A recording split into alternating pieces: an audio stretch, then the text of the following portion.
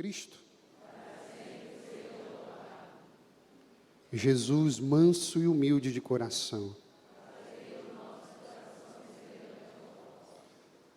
Com alegria, me dirijo a cada um de vocês, ao nosso aniversariante, 20 anos, Padre Jones, diáconos, seminaristas.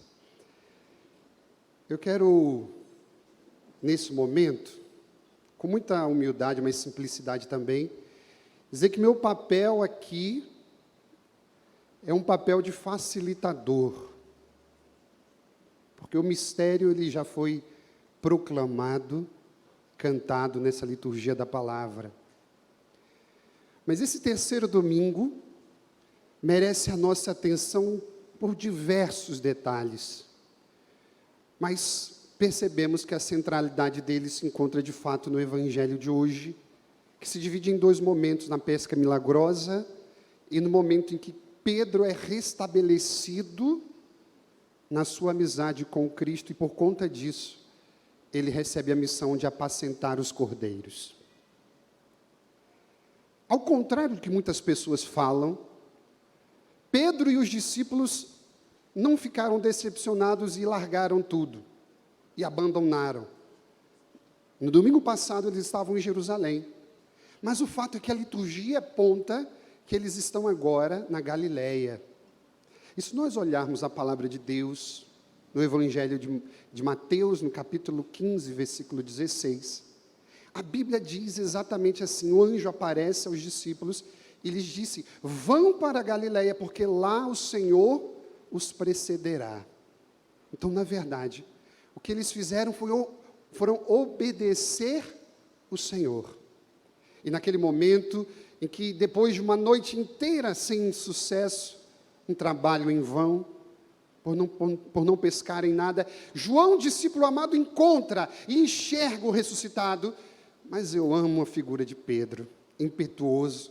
Ele não esperou nem a barca se aproximar da praia. A Bíblia disse que Pedro pulou e foi nadando ao encontro do Senhor. E note, queridos irmãos, existe de algo poderoso nesse momento. O evangelista João diz que quando Pedro chegou na praia, tinha brasas no chão, peixes e pão. Isso é muito importante para nós, porque João só utiliza 2 vezes no Evangelho a palavra que ele usou para descrever brasas. A palavra é antraquia. Antraquia foi utilizada por João nesse momento, onde o Senhor tinha brasas preparadas, e no momento da paixão. Em João, capítulo 18, versículo 18, no momento em que Cristo estava sofrendo a paixão, a Bíblia diz que Pedro estava ao longe acompanhando. João 18, 18 diz o seguinte, acaso não és tu um dos seguidores deste homem? E Pedro responde, não. Os servos e os soldados acenderam fogo e a brasa, pois estava muito frio. E junto deles, permaneciam junto do fogo, Pedro. João se utilizou nesse momento da paixão, daquela palavra antraquia, para dizer, Pedro estava junto da brasa, se aquecendo, focado apenas no seu conforto pessoal. A antraquia de Pedro era estar focado em si, enquanto o seu Senhor estava sofrendo a paixão. Qual é o link que nós temos, então, dessa antraquia apresentada por Jesus? O fogo da paixão. Aquele primeiro momento da antraquia de Pedro foi justamente o momento em que, por 3 vezes, Pedro negou o Senhor. E antes que o galo cante, tu me negarás 3 vezes. Era a antraquia de Pedro. A negação de Pedro se deu por conta do foco que ele tinha no seu bem-estar. Enquanto o seu Senhor sofria paixão, ele estava focado no seu bem-estar. E agora, um momento sublime é que por conta daquela tríplice negação, ele haveria de passar por esse momento de uma nova antraquia, ou seja, o esquecimento de si, porque somente aqui ele haveria de ser restabelecido na sua amizade com Deus, à medida que por 3 vezes também ele declarasse o seu amor. Ou seja, ele precisou negar 3 vezes por conta do seu foco pessoal, da sua antraquia, e agora, por 3 vezes, numa declaração de amor, ele haveria de ser restabelecido na amizade com o Senhor, para que assim ele pudesse receber o primado. Note bem, que quando Jesus pergunta aos discípulos, ao discípulo Pedro, ele pergunta assim: você me ama? E a gente tem um entendimento muito claro de que Jesus estava falando especificamente com Pedro algo muito, muito próprio. Amor de amizade, amor esponsal e amor oblativo, amor de sacrifício. Filia, eros e ágape. Quando Jesus pergunta a Pedro: Pedro, tu me amas? O que Jesus estava perguntando? Pedro, você tem um amor agapau? Você teria capacidade de me amar a tal ponto de se sacrificar? E o que é que Pedro responde, minha gente? Não, Jesus, eu não tenho a capacidade de te amar com esse nível de amor, é muito alto. Mas eu te amo como amigo, filia te. E aí Jesus fala: não, Pedro, eu estou te perguntando se você me ama com um nível de amor, de totalidade, de entrega de vida, de oblação, de sacrifício, agapasmé. E Pedro: não, eu não consigo. Sabe por que Pedro falou a verdade? Porque Pedro viu o olhar de Jesus.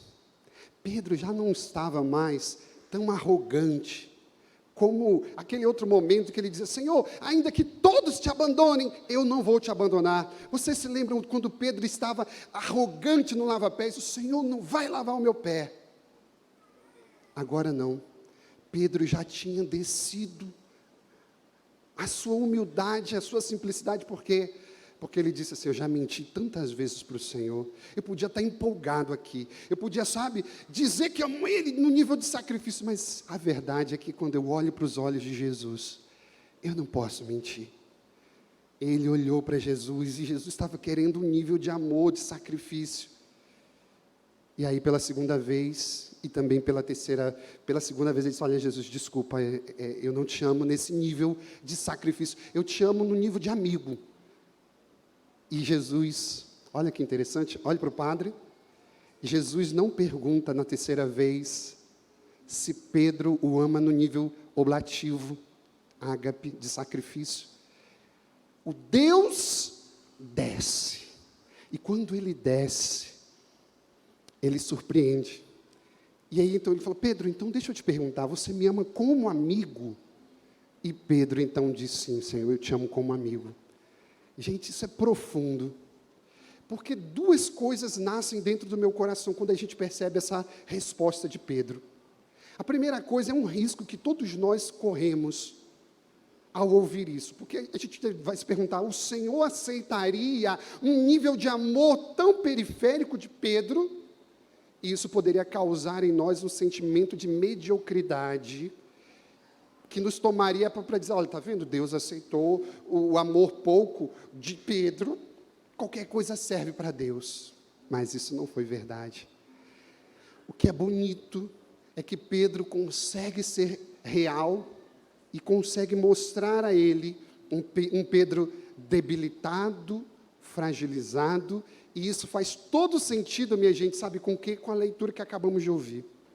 Eles não tiveram êxito na pescaria, para justamente mostrar que nós sempre seremos vazios, fracassados, mas quando o Senhor desce e nos toma, a graça de Deus nos faz ter o êxito da pesca milagrosa e a capacidade de amar e apacentar.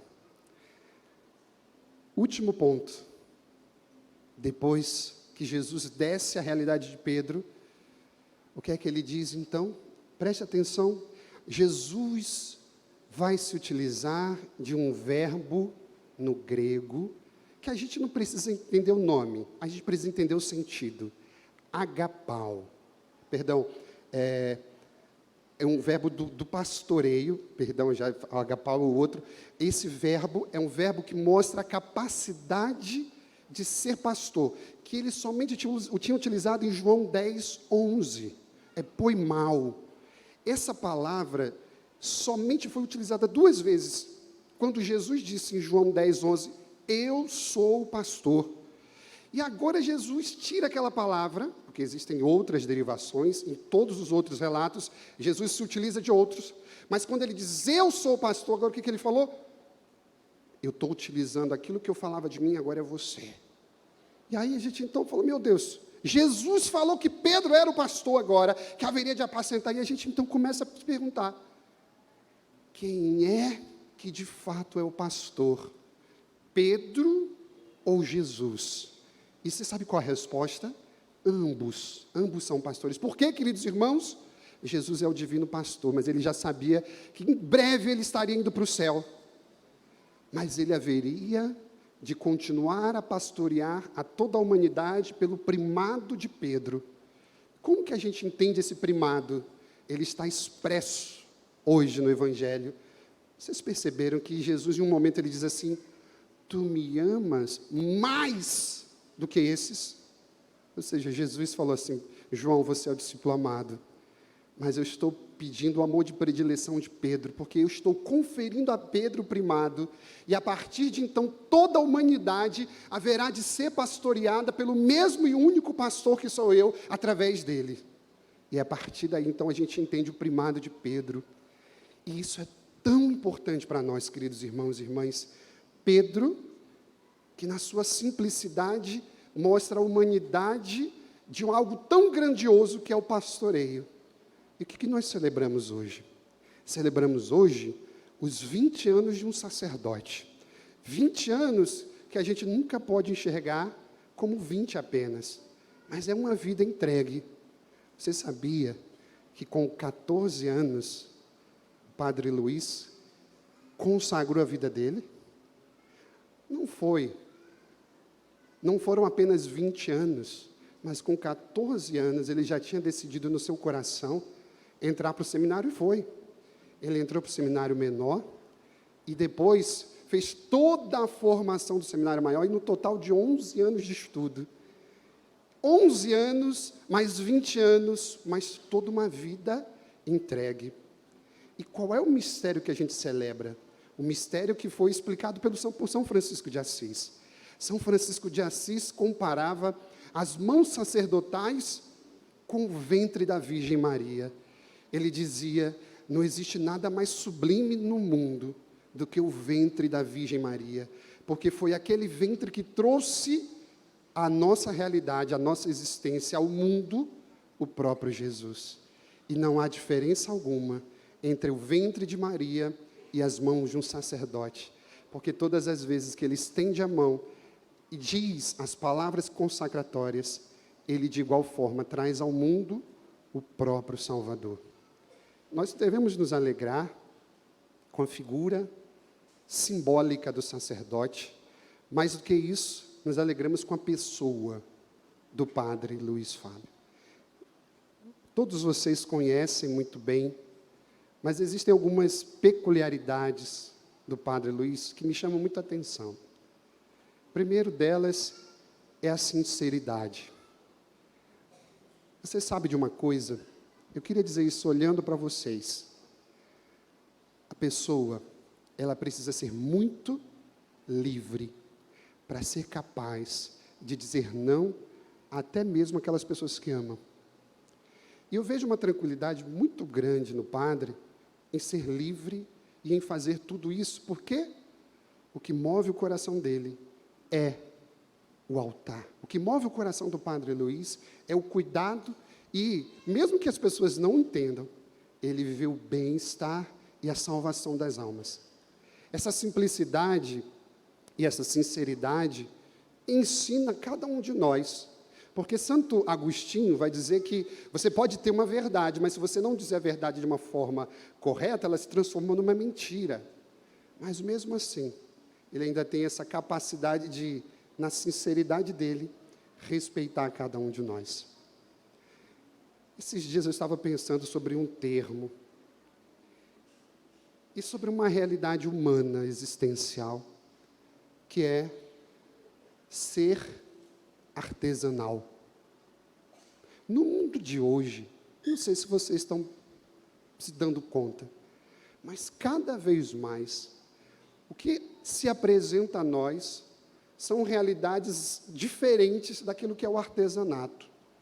As produções em grande escala tiram a beleza e a durabilidade, de fato, daquilo que é artesanal. Antigamente, por exemplo, você pegava e você demorava um tempo para construir, para preparar uma cadeira, por exemplo. Não era qualquer madeira, não era de qualquer forma, mas se escolhia uma madeira e começava a se desenhar, e depois o entalhamento, e depois o preparo da madeira, e demorava tempo, sabe? Na minha vida, o que eu tenho percebido é que a humanidade tem corrido esse risco. Por conta de tantos movimentos, as pessoas estão deixando de ser artesanais, originais. Estão sendo reproduções daquilo que a mídia veicula. Nós não estamos encontrando pessoas capazes de gastar tempo com outras pessoas. Nós estamos encontrando pessoas que serem capazes de olhar nos olhos e escutar, sem mexer no celular, por exemplo. Eu admiro muito o Padre Luiz, porque ele é uma pessoa artesanal.